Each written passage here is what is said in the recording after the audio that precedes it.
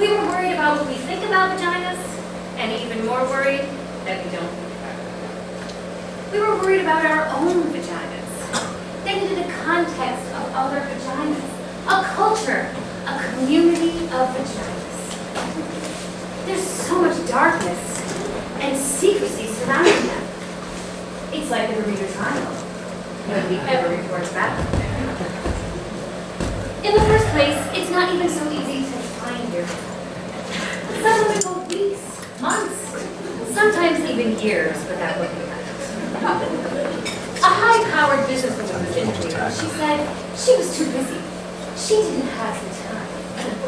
Looking at your vagina, she said, is a full day's work.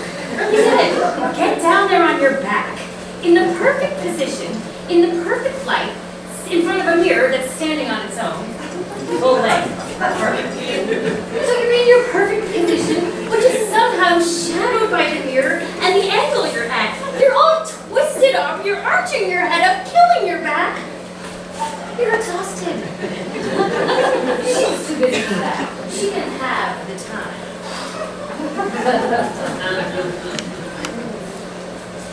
So, there were vagina interviews. We became vagina monologues. Over 200 women were interviewed. Old women, young women, married women, single women, lesbians, college professors, actors, corporate professionals, sex workers, African American women, Caucasian women, Asian American women, Jewish American women, Native American women, and Hispanic women. And it's possible, in retrospect, there could have been at least one trans woman.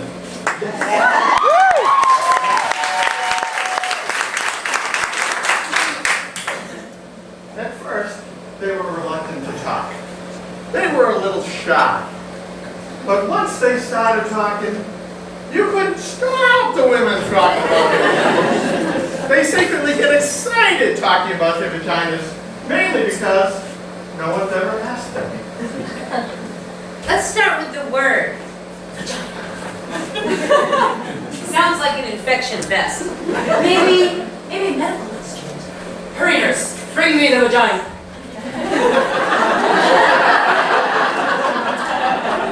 Vagina! Vagina!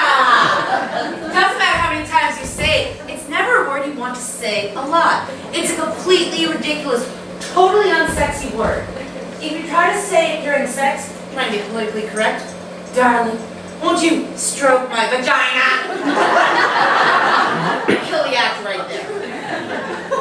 We were worried about vaginas. We were worried about what we call them and what we don't call them. In Breakneck, they call it a pussycat. A woman there said her mother used to on, don't wear panties underneath your pajamas so you can't have your pussycat. In Westchester, they called it a pookie. In New Jersey, it's a twat.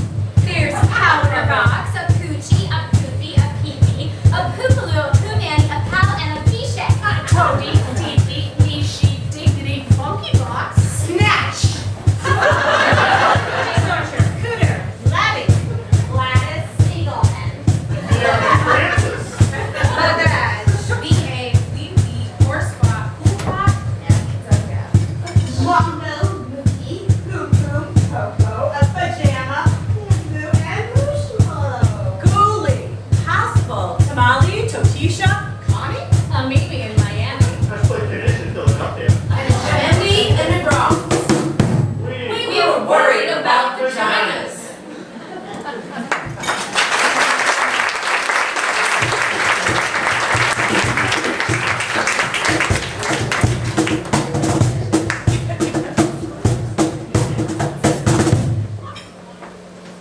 Some of the monologues were based on one person. Some of the monologues were based on several women's stories concerning the same theme. Some took a good idea and made it an outrageous one. This monologue is based on one woman's story, although the subject came up in every interview and was often brought. The subject being hair.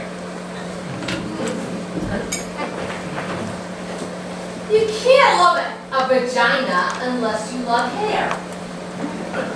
My first and only husband hated hair.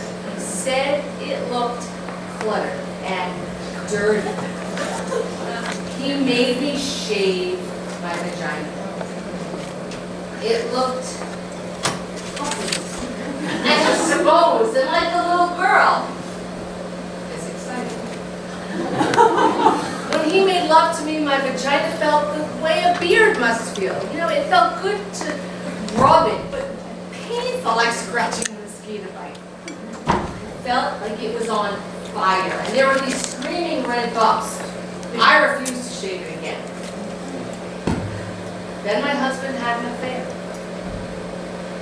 He said it was because I wouldn't please him sexually. I wouldn't shave my vagina.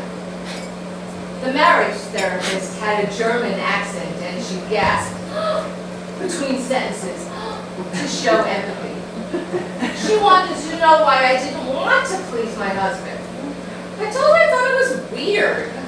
I felt little when the hair was gone down there, and I couldn't help talking in a little baby voice. And the skin got all irritated, and even calamine lotion wouldn't help. She said marriage was a compromise. I asked her if shaving my vagina would stop my husband from screwing around. I asked her if she'd ever had cases like this before. She said questions clouded the process. I needed to jump right in. She was sure this was a good beginning. So, later that night, my husband got to shave my vagina. It's like a therapy bonus prize. He clipped it a bit, and there was some blood in the bathtub. He didn't even notice because he was so happy shaving my vagina. Later, when my husband was pressed up against me, I could feel his spiky sharpness sticking into me, my naked, puffy vagina. There was no protection. There was no fluff. It was then that I realized that hair is there for a reason. It's the leaf around the flower, the lawn around the house. You have to love hair in order to love the vagina. You can't pick the parts you want. And besides, my husband never did stop screwing around.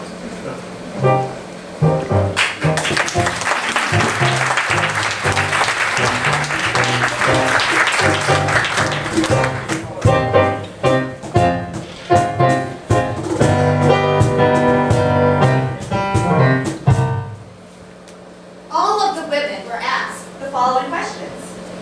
If your vagina got dressed, what would it wear? A beret. A leather jacket. Silk stockings. Mink. A pink boa. A metal tuxedo. Jeans. Something form-fitting. Emerald. An evening gown. Sequins. Armani only. A tutu. See-through black underwear. A taffeta ball gown. Something machine washable. Perfume. Eye mask. Purple velvet pajamas. A red bow! Ermine pearls. A leopard hat. A silk kimono. A sweatpants. A tattoo. An electrical shock device to keep unwanted strangers away. Lace and combat boots.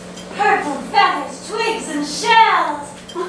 Cotton. A pinafore. A bikini. A slipper. If your vagina could talk, what would it say in 2 words? Slow down.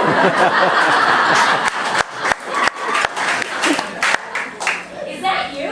Feed me. I want. Yum, yum. Yeah. Stay there. No, over there. Lick me. Stay home. Brave choice. Sing again. More, please. Embrace me. Let's play. Oh, don't stop. More, more. Remember me? Not yet. Whoa, Mama. Yes, yes. Rock me. Enter at your own risk. Oh, God. Thank God. I'm here. Let's go. Let's go. Thank you. Too hard. Give up. Where's Brian?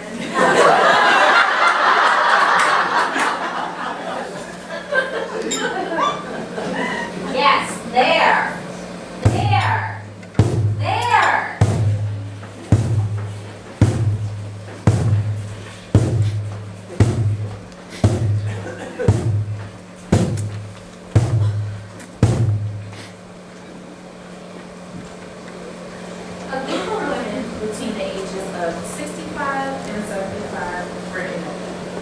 These interviews were the most poignant, possibly because many of these women had never had a vagina interview before. One woman at 72 had never even seen her vagina. She washed herself in the shower and bath, but never with conscious intention. She had never had an orgasm before.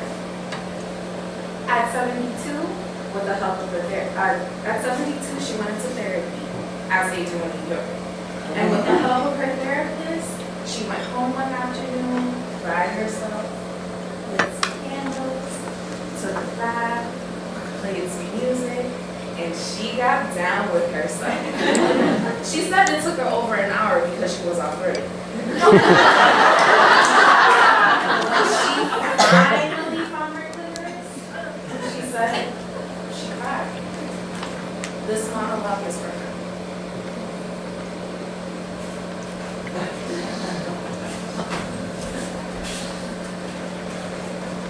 Down there.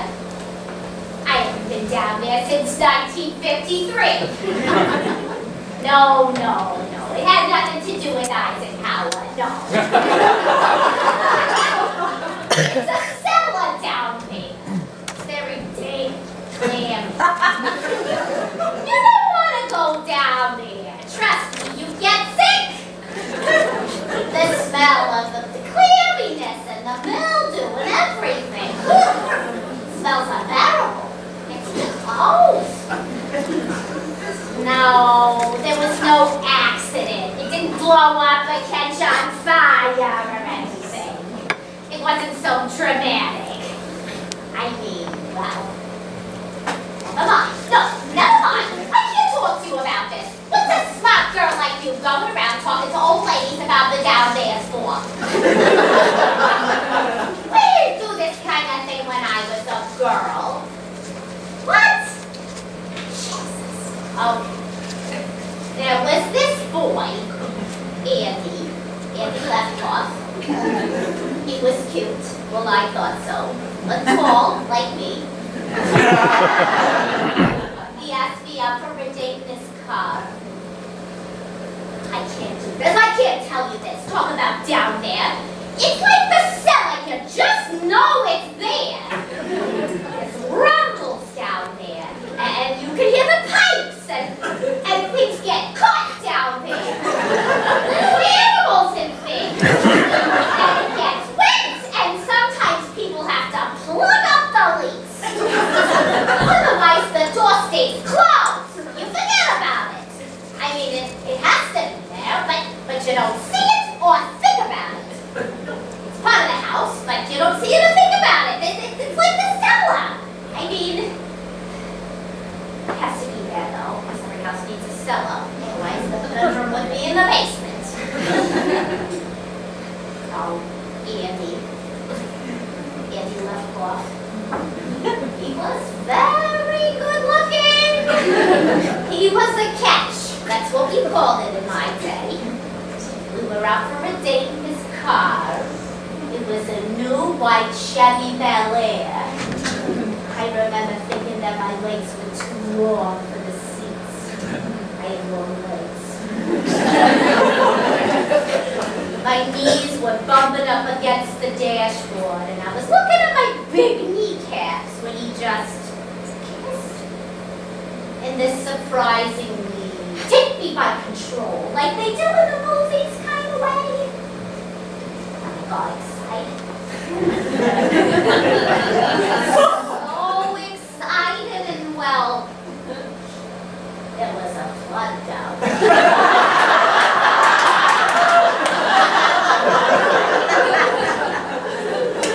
I couldn't control it. It was like this force of passion, this river of life that just came flooding out of me.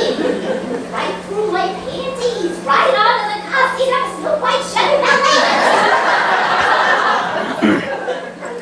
It wasn't pee. And it was smelly. Well, frankly, I didn't smell anything. But he said, Andy said that it smelled like sour milk. And it was staining his coffee. And I was a stinky weirdo. I wanted to explain to him that his kiss had caught me off guard, that I wasn't normally like this. I tried to wipe up the blood with my dress. It was the new yellow primrose dress. It looked so ugly with the blood on it. He drove me home without saying another word. And when I got out and I closed his car door, I closed the whole store and locked it. Never opened for business again. I dated some after that, but the idea of flooding made me too nervous. Never even got close again. But I used to have dreams. Crazy dreams. Oh, they're dopey. Why? Burt Reynolds. I don't know why. He never did much for me in life, but in my dreams, it was always Burt and I. Burt and I, Burt and I, Burt and I. It was always the same general dream. We'd be out, Burt and I, at some restaurant like the kind you see in Atlantic City, all big with chandeliers and thousands of waiters in those vests. Burt would give me this orchid corsage. I'd pin it on my blazer. We'd laugh. We were always laughing, Burt. Laughing and laughing. We'd have shrimp cocktail, huge shrimp, fabulous shrimp. We'd laugh more. We were very happy together. Then he looked into my eyes and pulled me to him in the middle of the restaurant. And just as he was about to kiss me, the whole restaurant would start to shake. Pigeons would fly out from under the table. I don't know what those pigeons were doing down there. And then the flood would come straight from down there.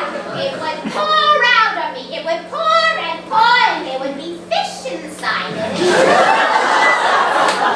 And the whole restaurant would fill with my flood. And there would be Burt standing waist deep in it, looking horribly disappointed.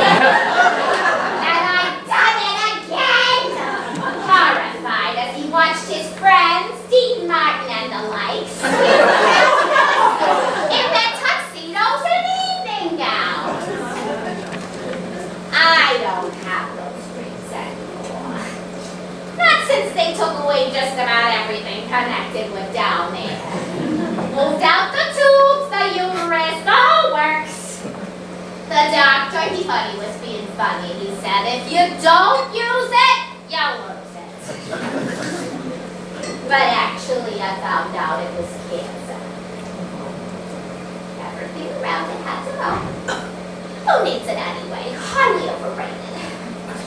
I've done other things. I love the dog shows. I sell antiques.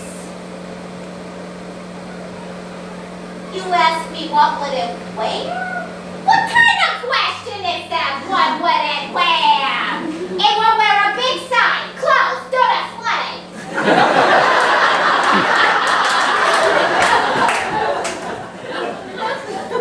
What would it say?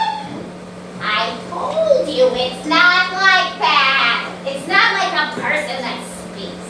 Stop being a thing that talked a long time ago. It's a place. A place you don't go to.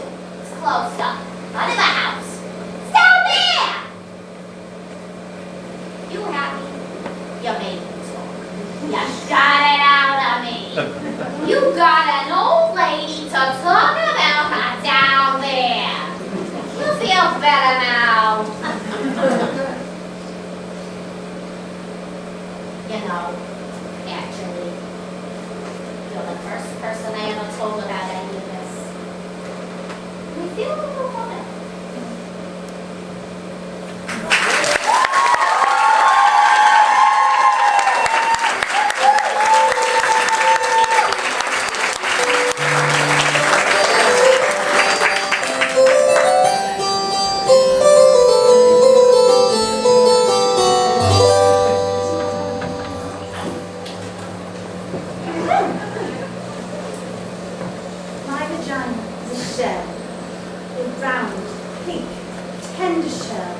opening and closing, closing and opening. My vagina is flowered, an eccentric tulip, the center acute and deep, the scent delicate, the petals gentle but still. I did not always know this. I learned this in the vagina workshop. I learned this from the woman who runs the vagina workshop. The woman who really believes in vaginas, who really sees vaginas. Who helps other women see their own vaginas by seeing other women's vaginas. In the first session, the woman who ran the workshop asked us to draw a picture of our own unique, beautiful, fabulous vagina. What she thought. She wanted to know what her own unique, beautiful, fabulous vagina looked like to us. One woman who was pregnant drew a big red mouth, screaming, the coins spilling out. Another very skinny woman drew a huge serving plate, kind of Devonshire pattern. I drew a huge black dot with little squiggly lines all around it. The black dot was equal to the black hole in space, and the squiggly lines were people or things, or just some atoms that got lost there. I had always thought of my vagina as a kind of anatomical vacuum randomly sucking up particles and objects from the surrounding environment. I did not see my vagina in practical or biological terms. I did not, for example, see it as something attached to me. In the workshop, we were asked to examine our vaginas with hand mirrors. Then, after careful examination, we were to verbally report to the group what we saw. I must tell you that up until this point, everything that I knew about my vagina was based on years of invention.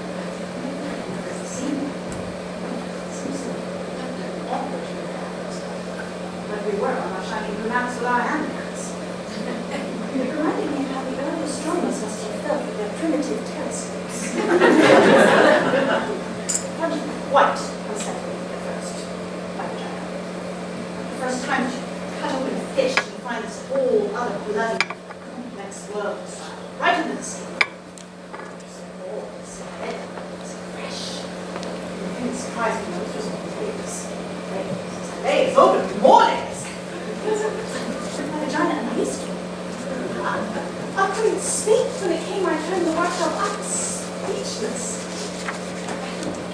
The woman who ran the workshop called Vaginal Wonder. I just wanted to lay there on my little blue mat, my legs spread, examining my vagina forever.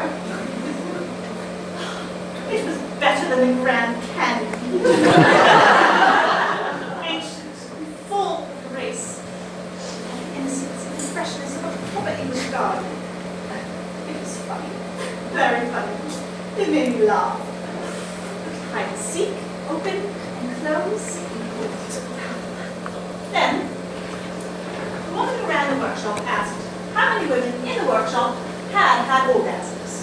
2 women tentatively raised their hands. I didn't raise my hand, but I had orgasms. I didn't raise my hand, yes, it was accidental orgasms. They happened to me. They would happen in my dreams. Up in splendor. They held a lot of water. Mostly in the mouth. Also in big heart. They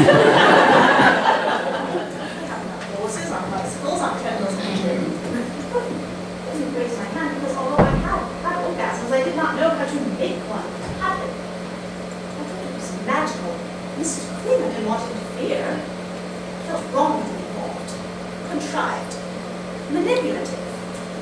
But what horrible. A surprise would be gone in the mystery. The problem, of course, was that I hadn't had a magical accidental orgasm in quite some time, and I was frantic. That's why I was in the vagina. And then, the moment had arrived that I both dreaded and longed for. The woman who ran the workshop asked us to take out our hand mirrors again to see if we could locate our clitoris. We were there, groups of women, on our backs, searching for our spots, our locus, our reason. I don't know why, but I started crying. Maybe it was sheer embarrassment. Maybe it was knowing that I had to give up fantasy. The enormous, life-consuming fantasy that someone or something was coming to do this for me. someone was coming to lead my life, to choose direction, to give me orgasms. Simultaneous terror and realization that I had avoided finding my clitoris, that somehow rationalized it as mainstream and consumerist because I was in fact terrified that I did not have a clitoris. Terrified that I was one of those constitutionally incapables, one of those frigid, dead, dry, shut down, apricot-eating bitter. I lay there, on my mouth, reaching with my fingers. All I could think about was the time when I was 10 and I lost my gold ring with the emeralds in the lake. I kept diving over and over again to the bottom of the lake, running my hands over stones and fish and bobcats and slimy stuff. Never my ring. Panic, I felt. I knew I'd be punished. I shouldn't have wanted swimming. The woman who ran the workshop saw my insane scrambling, sweating, and real. She came over, told her. Stop the dress. Stop! I shouldn't have wanted swimming. The woman who ran the workshop laughed. She caught me straight to my forehead. She told me interest was not something I could use. It was me. It was the essence of me. It was both the doorbell to my house and the house itself. I didn't have to find it. I had to be it. Be it. Be my clitoris. Be my clitoris. I lay back, the hair down, I closed my eyes. I watched myself float above myself. I watched as I began to slowly approach and re-enter. Re-enter the atmosphere of the earth. It was very quiet re-entry, very quiet and gentle. I bounced and landed, and bounced. Then I came into my own muscles and blood and cells, and then I slid into my vagina. It was suddenly easy, and I fit. It was all warm and ready and pulsing and young and alive, and then, without looking with my eyes still closed, I put my finger on what had suddenly become me. There was a little quivering at first, which urged me to stay.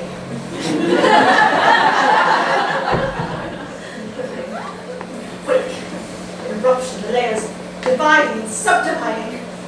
We broke onto an ancient horizon of light and silence, which opened onto a plane of music and colors and innocence and longing. And I felt connection, holy connection, as I lay there thrashing about on my little blue mat. My vagina is a shell, a tulip, and a destiny. I am arriving as I am beginning to meet. My vagina. My vagina. Me.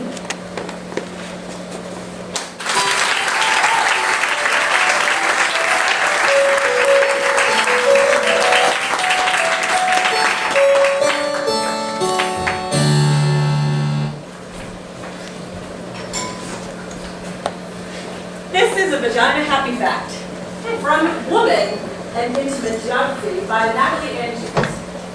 The clitoris is pure in purpose. It is the only organ in the human body designed purely for pleasure. The clitoris is simply a bundle of nerves, 8,000 nerve fibers to be precise. That is a higher concentration than can be found in the male or female body, including fingertips, lips, tongue. It is twice as many nerve fibers as in the penis.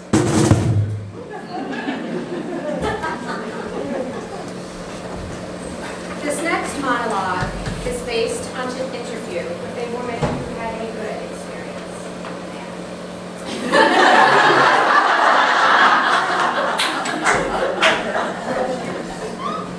This is how I came to love my vagina. It's embarrassing because it's not politically correct. I mean, I know. in a bath with salt grains from the Dead Sea, Enya playing, me loving my woman himself. I know the story. Vaginas are beautiful. Our internalized self-hatred is just the internalized oppression and self-hatred of the patriarchal culture. It isn't real. Pussies unite. I know all of it. Like, if we'd grown up in a culture where we were taught that fat thighs are beautiful, we'd all be pounding down milkshakes and donuts, spending our days lying on our backs, thigh expanding. But we didn't grow up in that culture. I hated my thighs. And I hated my vagina even more. I thought it was incredibly ugly. I was one of those women who had looked at it, and from that moment on, I wished I had it. It made me sick. I pitied anyone who had to go down there.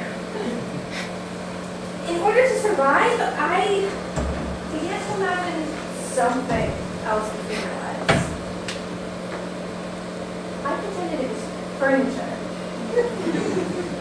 Cozy ones with light cotton comforters, little velvet settees, or leopard rugs, or pretty things, silk handkerchiefs, or quilted pot holders, or lace settings. I grew so accustomed to this that I lost all memory of having a vagina. Whenever a man was inside of me, I pictured him inside a mute-blind muffler. Or a Chinese bowl. Then I met Bob. Bob was the most ordinary man I had ever met. He was tall and thin and nondescript and wore khaki tan clothes. He didn't like spicy foods or was a prodigy. He had no interest in sexy lingerie, and in the summers he spent time in the shoe. He didn't share his inner feelings. He didn't have any problems or issues. He was not even an alcoholic. He wasn't very funny or articulate or mysterious. He wasn't mean or unavailable. He wasn't self-involved or charismatic. He didn't drive fast. I didn't particularly like Bob. In fact, I would have missed him altogether if he hadn't picked up my change that I dropped on the deli floor. When he handed me back my pennies and quarters in his hand, accidentally touched mine, something happened. I went to bed with him. That is when the miracle occurred. Turned out, Bob loved vaginas. He was a connoisseur. He loved the way they felt, the way they tasted, the way they smelled. But most importantly, he loved the way they looked. He had to see them. The first time we had sex, he told me he had to see me. I'm right here, I said. No, you, he said. I need to see you. Turn on the light, I said, thinking he was a weirdo and freaking out in the dark. So we turned on the light. And then he said, okay, I'm ready. Ready to see you. Right here! I said, I am right here. Then he began to undress me. What are you doing, Bob? I need to see you, he said. No need, I said. Just do it. No, he said. I need to see what you look like. But you have seen a red leather couch before. I said. Bob continued. You would not stop. I wanted to throw up and die. This is awfully intimate, I said. Can't you just do it?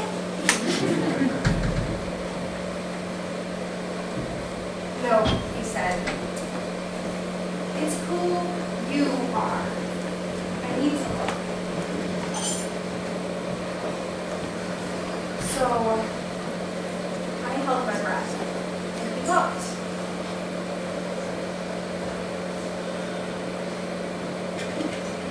And looked.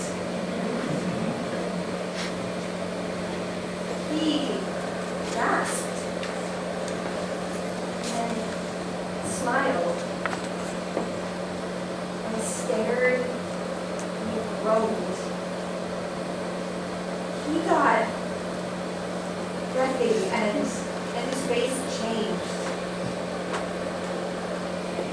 He didn't look so ordinary anymore. He looked like a hungry beast. We're so beautiful, he said. You're elegant and deep and innocent and wild, he said. You saw all of that, I said. I saw all of that and more, he said. Much, much more. He stayed looking for almost an hour. It was as if he were studying a map or observing the moon or staring into my eyes. But it was my vagina. In the light, I watched him looking at me. And he looked so genuinely excited, so peaceful and euphoric that I began to get wet and turned on. I began to see myself where he saw me. I began to feel beautiful and delicious, like a great painting or a waterfall. Bob wasn't afraid. He wasn't grossed out. I began to swell, began to feel proud, began to love my vagina. And Bob, he lost himself there. And I was there with him in my vagina, and we were gone.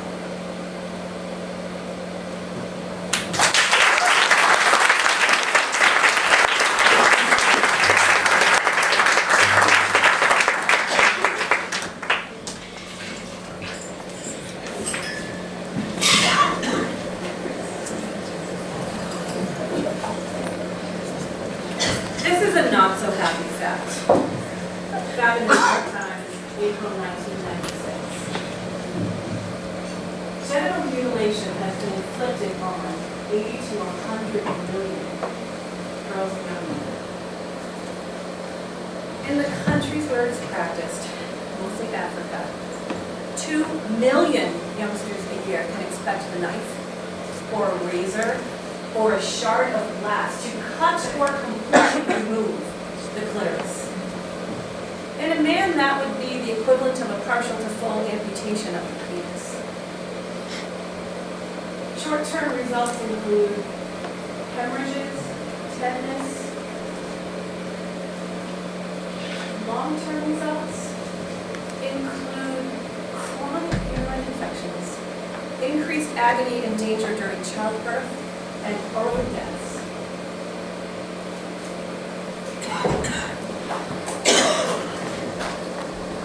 Bosnian women refugees were interviewed during the war in Yugoslavia in refugee camps and settings. 20 to 70,000 women were raped in the middle of Europe as a systematic tactic. It was shocking to see how little people this happened.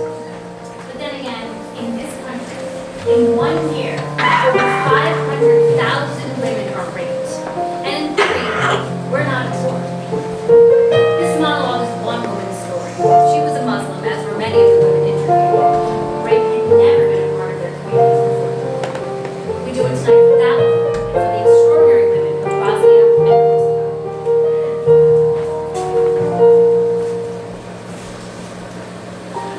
My vagina was green. Water. Sun resting. Soft pink clouds. Cows mooing. Sweet boyfriend touching lightly. Soft piece of raw straw. There is something between my legs. I do not know what it is. I do not know where it is. I do not touch. Not now. Not anymore. Not since. My vagina was chatty. Can't wait. So much saying. So much talking. Can't quit trying. Can't quit saying. Oh yes. Oh yes. Not since I dreamed there was an animal somewhere down there with black fishing on, bad dead animal smell, and not even me. And its purpose and means. My vagina singing all girl songs, all road bell ring songs, all wild autumn field songs, vagina songs, vagina home songs. Not since the soldiers put a long, thick rifle inside. So cold. The steel rod canceling my heart. Don't know whether they're going to fire or shove it through my spinning brain. 6 of them.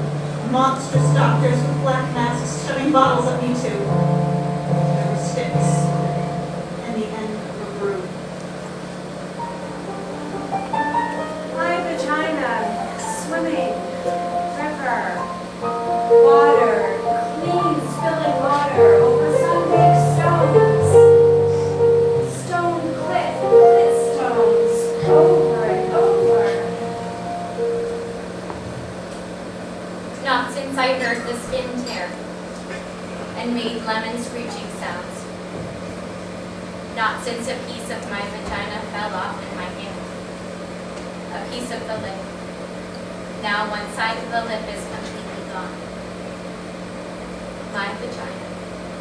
A live, wet water village. My vagina. My hometown. Not since they took turns for 7 days, smelling like feces and smoked meat. They left their dirty sperm inside of me, and I became a river of poison and pus, and all the crops died, and the fish.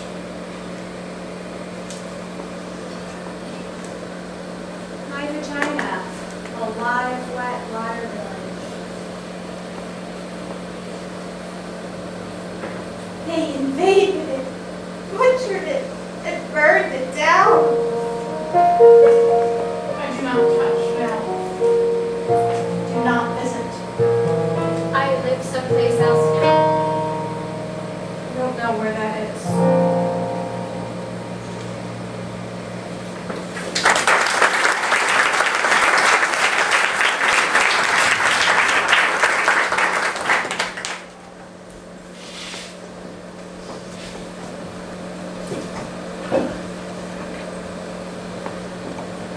My vagina is angry. It's pissed off. My vagina is furious and it needs to talk. It needs to talk to you. It needs to talk about all this shit. It needs to talk to you. I mean, what's the deal? An plenty of people thinking of ways to torture my poor ass gentle loving vagina. Spending their days thinking of psycho products and nasty ideas to undermine my pussy. Vagina motherfuckers.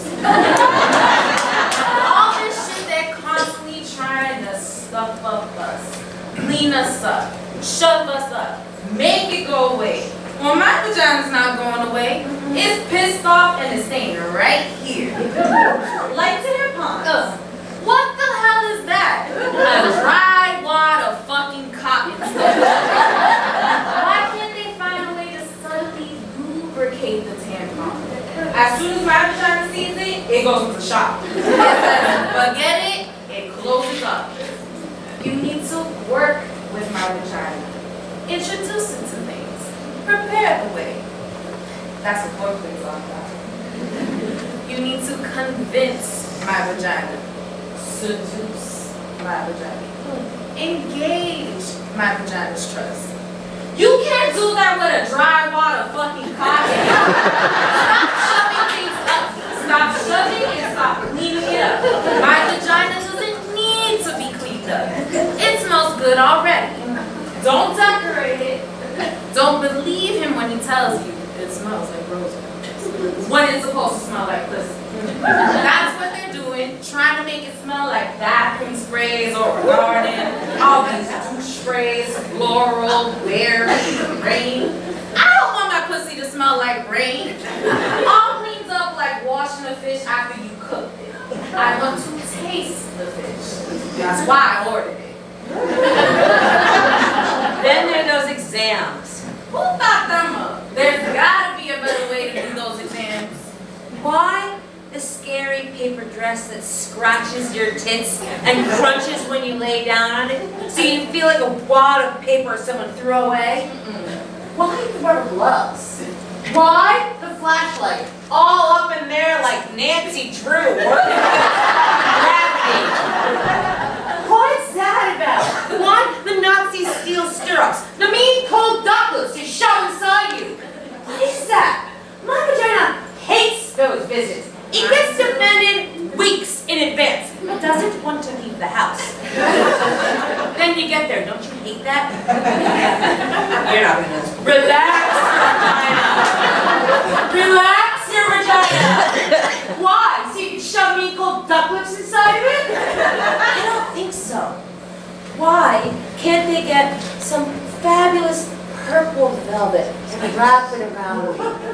Lay me down in a feathery cotton spread. Put on some friendly pink or blue gloves. Warm up the ducklets! Work with my vagina! But no. More torture. Dry wad fucking cotton. Mean cold ducklets. Oh, and thong underwear.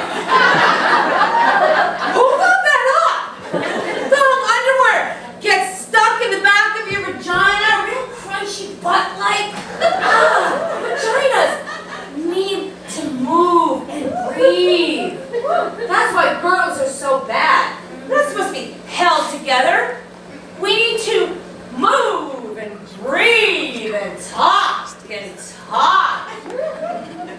Vaginas need comfort. Make something like that. Something to give them pleasure. Oh, no, they would never do that. Hate to see a woman having pleasure, particularly sexual pleasure. Why not make a nice, cotton, soft pair of underwear with a French tickler built in? Women would be coming all day long. Coming in the supermarkets, coming on the subways, coming happy vaginas.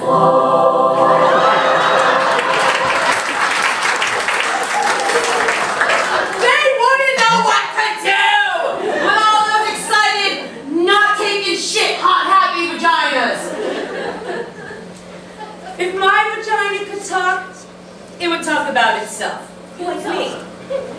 It would talk about other vaginas. Oh, it would do vagina impressions. It would wear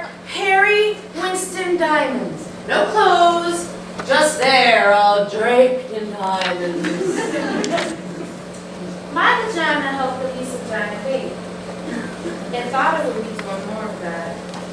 It's not. Now, it wants to travel. Doesn't want a lot of company. It wants to read and know things and go places. Oh, it wants sex. It loves sex. It wants to go deep. It's hungry for that. It wants to go places and know things. It wants comfort. It wants silence.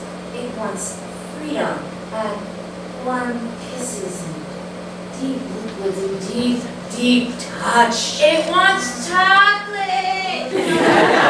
And trust and beauty.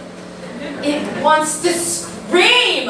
It wants to stop being angry. It wants to come. It wants to walk. It wants. My vagina. My vagina? Well, it wants everything.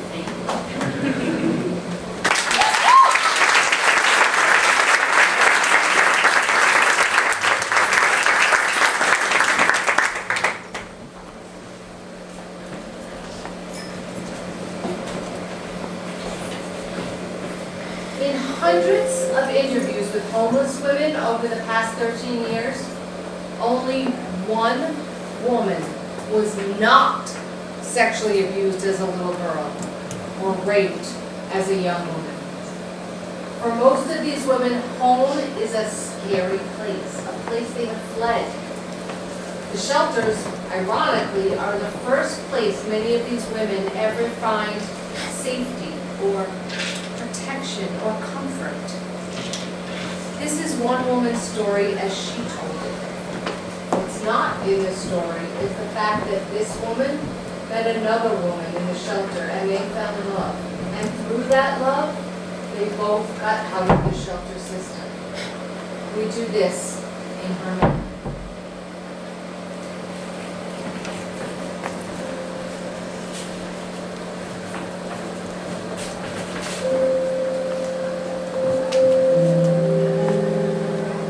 Ma'am, December 1965, 5 years old.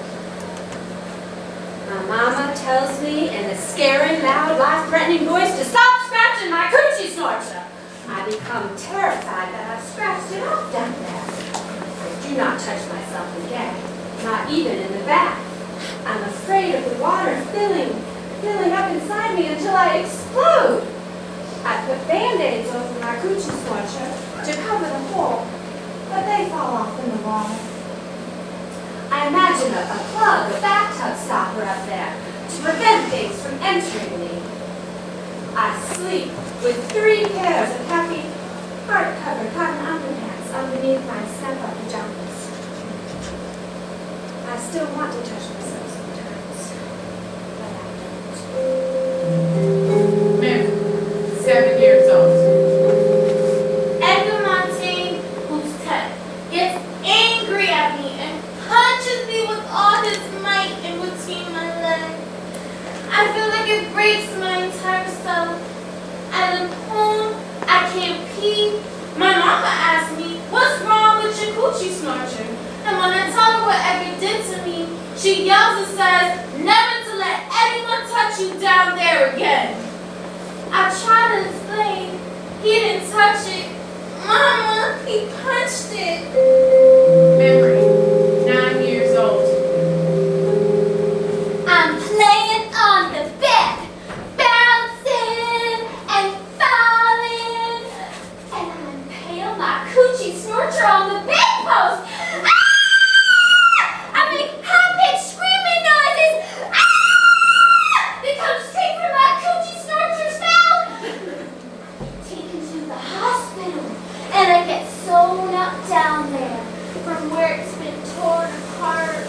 Memory, 10 years old. I'm at my father's house and he's upstairs having a party. Everyone's drinking. I'm downstairs in the basement alone.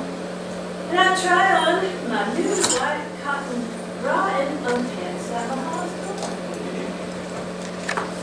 Suddenly, this big man, my father's best friend, Alfred, comes up from behind me, pulls down my underpants, and puts his big hard penis is inside my coochie snorcher. I kick, I yell, I scream, Daddy! I try to fight him off, but he's already in there. Then my father's there, and he's holding a gun, and then there's a horrible explosion and awful sound, and then there's blood. Lots of blood on Alfred and on me. I'm certain that my coochie snorcher is finally falling out. Alfred doesn't walk in. My mama doesn't let me see my father again for 7 months. Memory, 12 years old. My coochie snorch is a very bad place. A place of pain, nastiness, and punching, invasion and blood. It's a site for mishaps. It's a bad luck zone. I imagine that there's a freeway between my legs. And I'm traveling, going far away from here.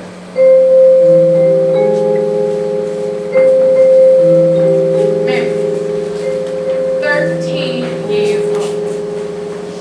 There's this gorgeous, and I mean gorgeous 24-year-old woman, and I would, and I stare at her all the time. One day, she invites me into her car. She asks me if I like Ricky's voice, and I tell her I do not like that. Then she says she wants to show me something, and she leans over and kisses me so softly on the lips with her lips, and puts her tongue in my mouth. Wow. She asks me if I want to come over, and she kisses me in the face, and she tells me to relax, to feel it, to let my toes feel it. She asks my mama if I can spend the night, and my mama is delighted that such a gorgeous and successful woman has taken an interest in me. I'm scared and I can't wait. Her apartment is fantastic. She's got it hooked up. It's the 70s, blue lights, beads, fluffy pillows. I decide right there and then that I want to be a secretary like her when I grow up. She makes a vodka for herself, and she asks me what I want to drink, and I say the same as she's drinking, and she says she doesn't think my mama would like me drinking alcohol, and I say I don't think my mama would like me kissing girls, and the pretty lady makes me a drink. She then dresses herself in a chocolate satin tunic. She is so beautiful. I always thought holding hands were ugly. I say, you look great. She says, so do you. But I say, I don't have on like cotton bra and underpants. Then she dresses me in another satin jacket. Lavender like the first soft days of spring. The alcohol has gone to my head and I am loose and ready. There's a poster over her bed of a naked black woman with a huge afro. She slowly and gently lays me out on the bed. I just want my other things come. And she does everything to me in my coochie snorcher that I always thought was nasty before. And wow, I'm so hot, so wild. She says, your vagina, untouched by me, smells so nice, so fresh. Wish I could keep it that way. I get crazy wild, and the phone rings, and of course it's my mama, and I am sure she knows she always catches me at everything. I try to act normal when I get on the phone, but I am breathing so heavy. And she says, what's wrong with you? Have you been running? And I say, no, Mama, exercising. And my mama tells the beautiful secretary to make sure I am not around boys. And she says, trust me, there are no boys around here. Then, the gorgeous lady teaches me about my coochie station. She makes me lay with myself in front of her. She teaches me all the different ways to give myself pleasure. She's very thorough. In the morning, I am worried that I have become a butch because I am so in love with her. She laughs, but I've never seen her again. I realized lately that she was mine. Surprising, unexpected, politically incorrect salvation. She transformed my sorry exclusion structure and raised it into a kind of heaven.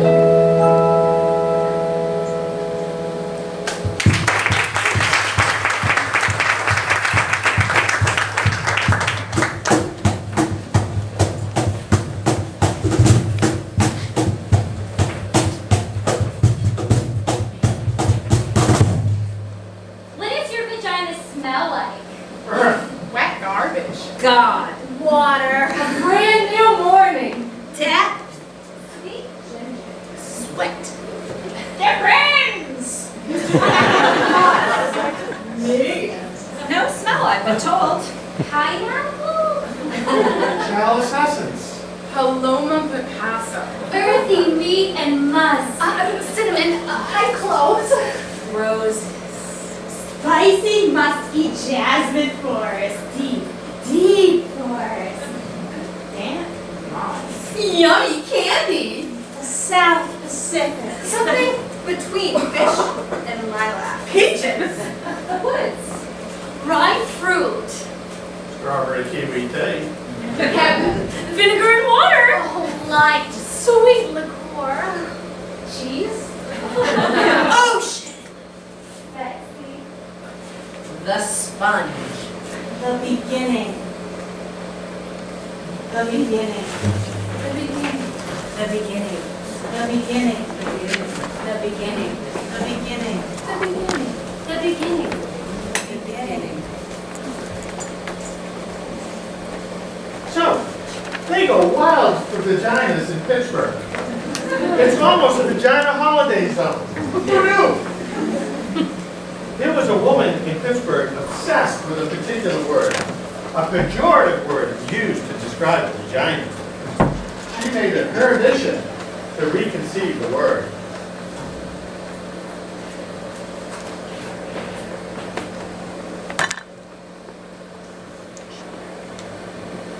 I call it cunt.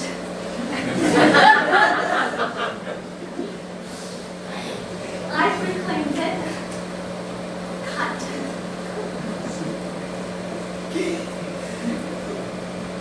I really like it. Cunt. I'll listen to it. Cunt. See. See. Ca. Ca. Cavern. Cackle. Clit. Cute. Come closed. See. Closed. Inside. Inside. Ca. Then you. Then Cara. Then curvy, inviting, shark skin view, uniform under up urge. You then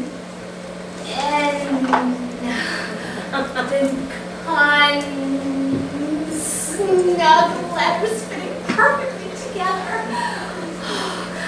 You then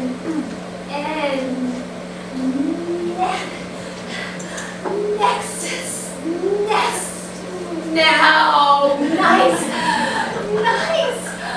always depth, always round in uppercase. God, the jagged wicked electrical bolts!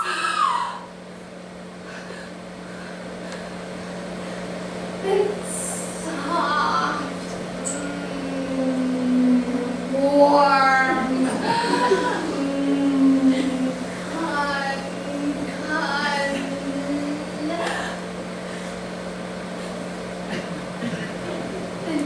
T.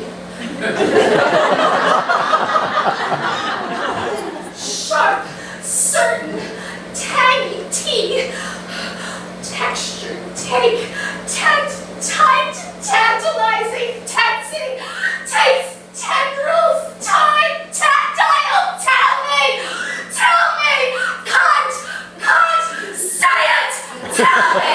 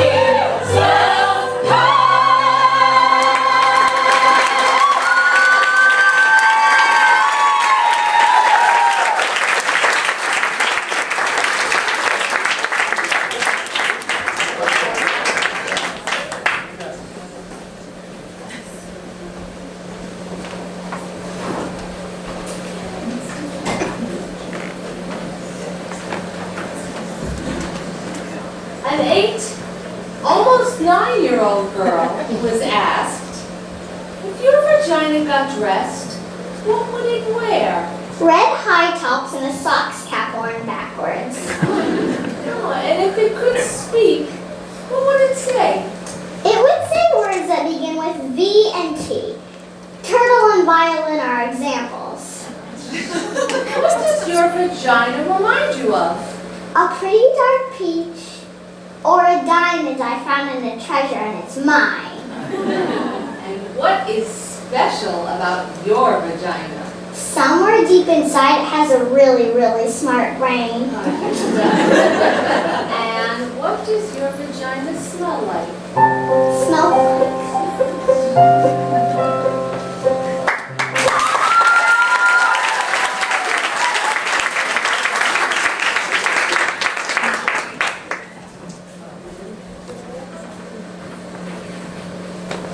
Sex workers have rich, compelling, and complex relationships with their vaginas. This particular woman blows my mind. She does sex work, but she only does sex work with women.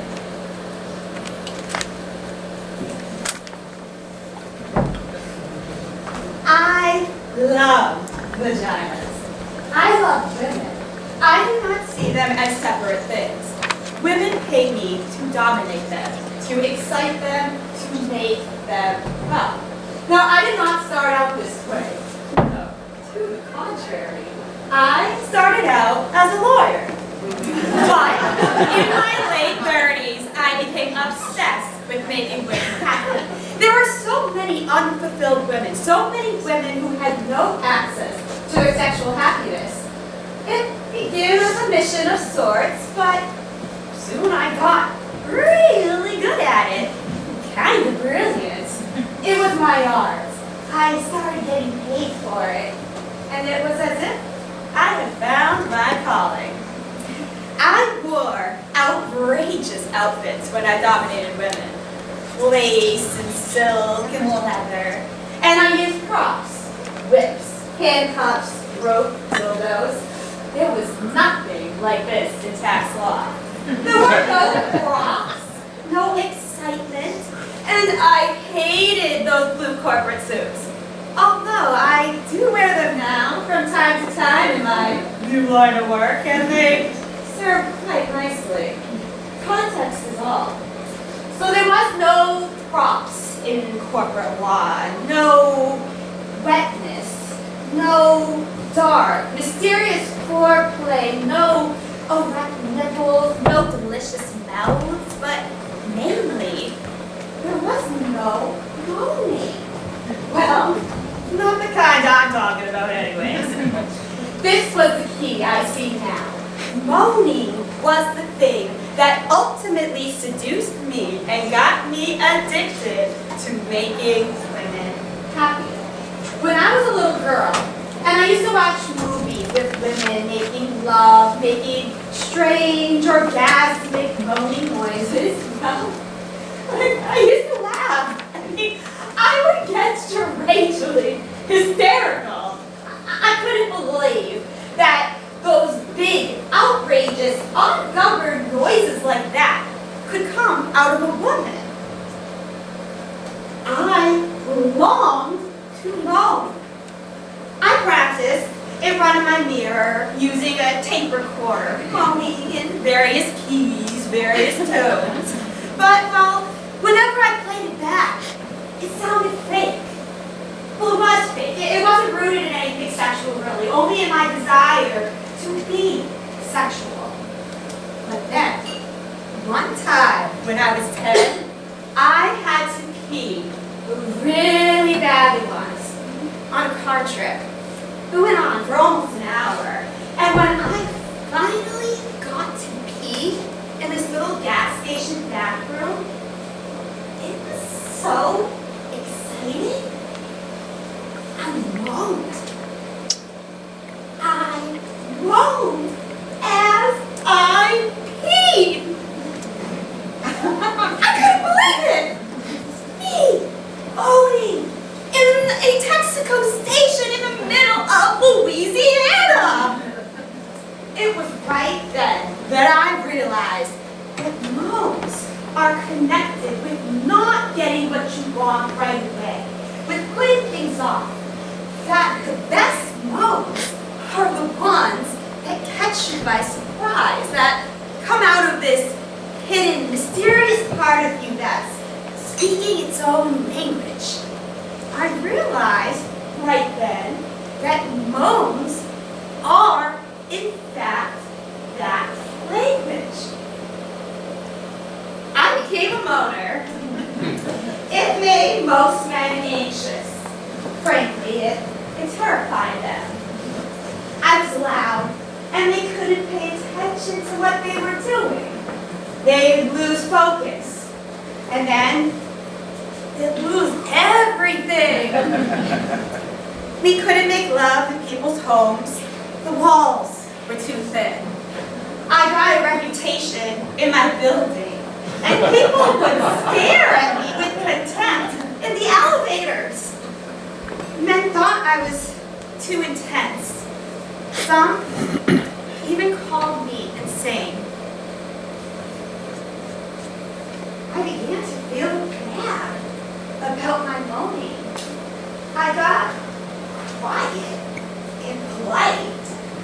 I made noise into a pillow, and I learned to choke my moan and hold it back with a sneeze. I began to get headaches and stress-related disorders. I was becoming hopeless. And I discovered women. I discovered that most women loved my moaning. But more importantly, I discovered how deeply excited I became when other women moan. When I could make other women moan. Oh, it became a kind of passion. Discovering the key. Unlocking the vagina's mouth. Unlocking this voice. This wild song. I made love to quiet women, and I found a place within them, and they shocked themselves in their moaning. I made love to moaners, and they found a deeper, more penetrating moan.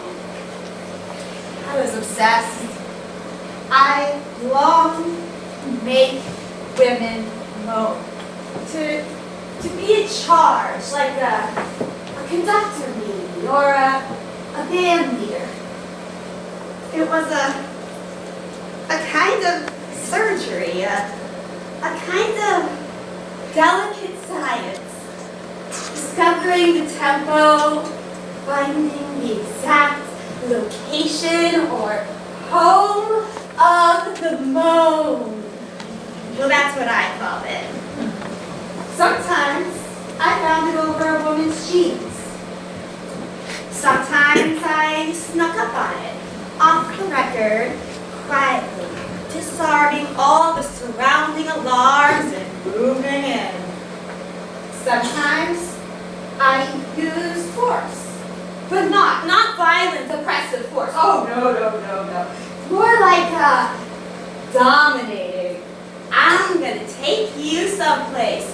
Don't worry, lay back and enjoy the ride kind of force. Sometimes it was simply mundane. I found it before things had even started, while we were eating salad or chicken, just real casual, just right there. Here it is like that.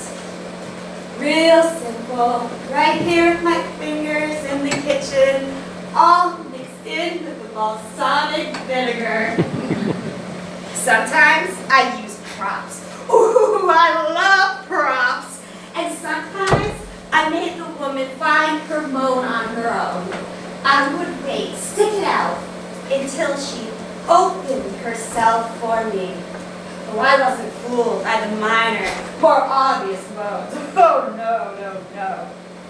I pushed her further, all the way into her power moan.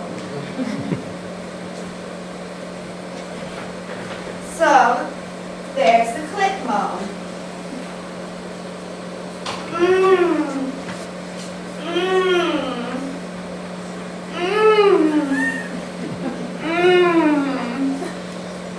There's the vaginal moan. Oh.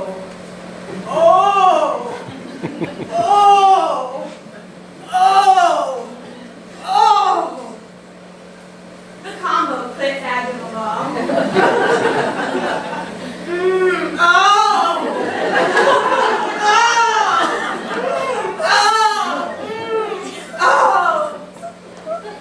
The almost moan. Oh yeah, right there. Oh yeah, you're right there. Oh, I'm getting so close. Oh yeah. Oh, hold on. Oh, few more minutes. We'll get there, I promise. Go right on it, Mo. Oh yes. Oh yes. Oh yes. Oh, coming. Yes.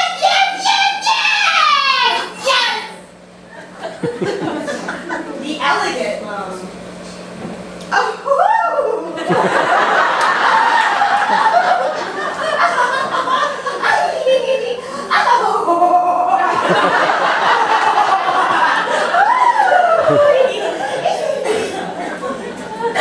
The great slick moan.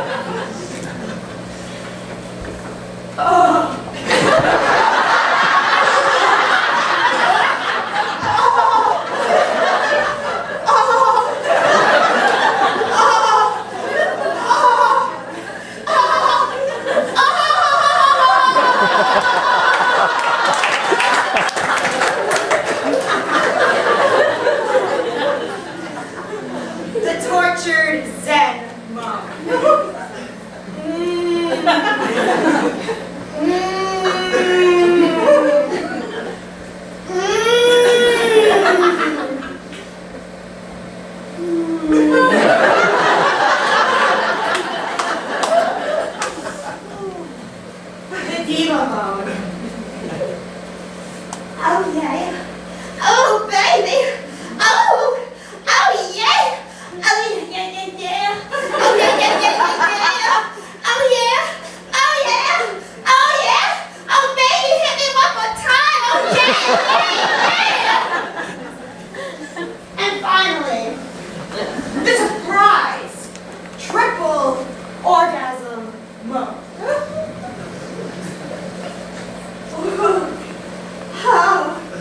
Oh, yeah. Oh, yeah. Oh, it's good, yeah. Oh, yeah, baby.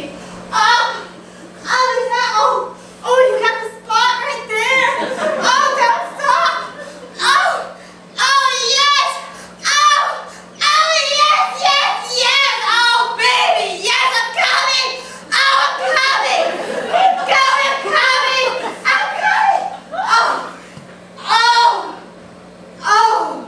Oh, wow.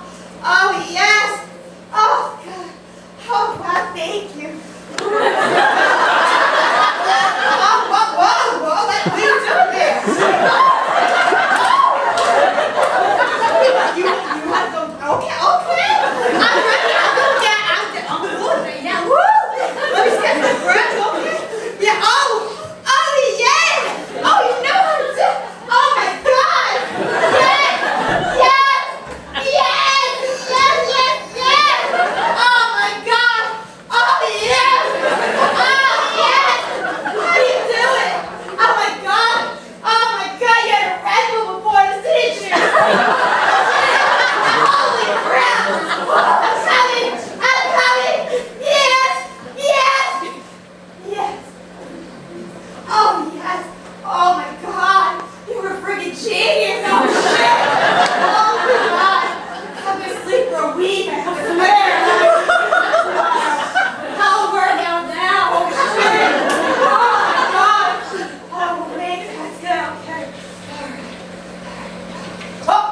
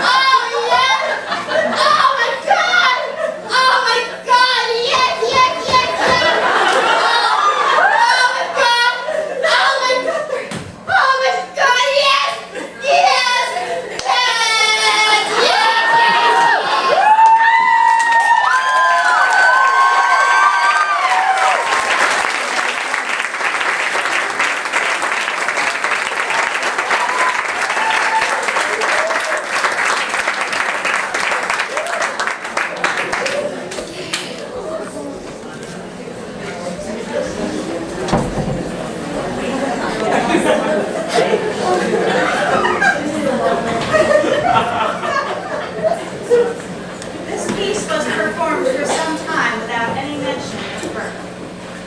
This was bizarre to me. But again, a male journalist recently asked, what's the connection? Even I was present for the birth of her granddaughter. She was in awe of vaginas before that moment. She's in deep worship. This is true.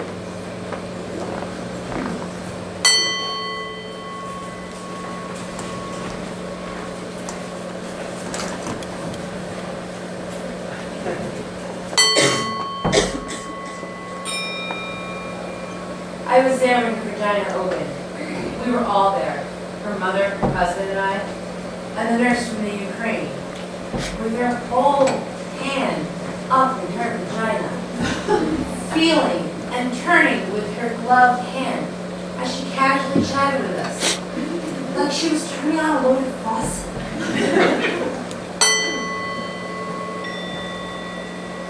There in the room when the contractions made her crawl on all fours, made unfamiliar moans leak out of her pores.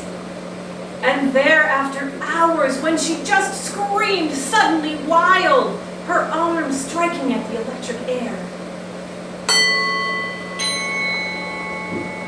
Times there where her vagina changed from a shy sexual hole to an archaeological tunnel, a sacred vessel, a Venetian canal, a deep well with a tiny child set inside, waiting to be rescued. I saw the colors of her vagina. They changed. I saw the bruised, broken blue, the blistering tomato red, the gray pink, the dark.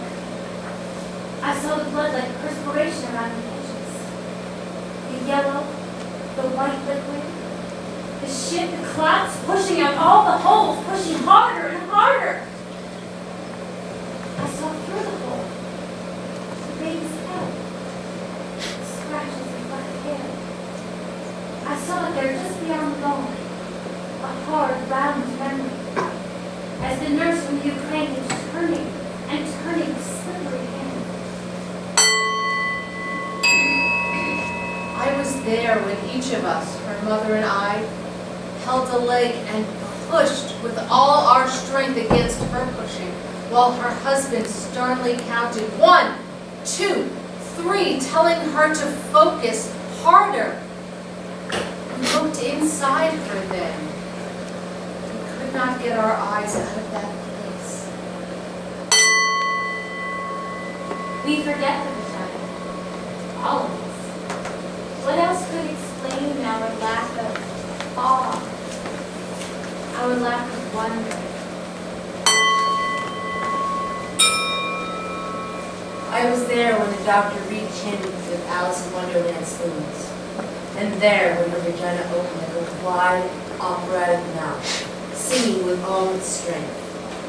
First, the tiny head, then the flailing gray arms, then the fast-swimming body swimming quickly into her weeping arms. I was there later when I just turned and faced her vagina. I let myself see her all spread, completely exposed, mutilated, swollen, and torn, bleeding all over the doctor's hands as he calmly sewed her again. I stood, and her vagina suddenly became a wide, red, pulsing heart. The heart is capable of sacrifice. So is the vagina. The heart is able to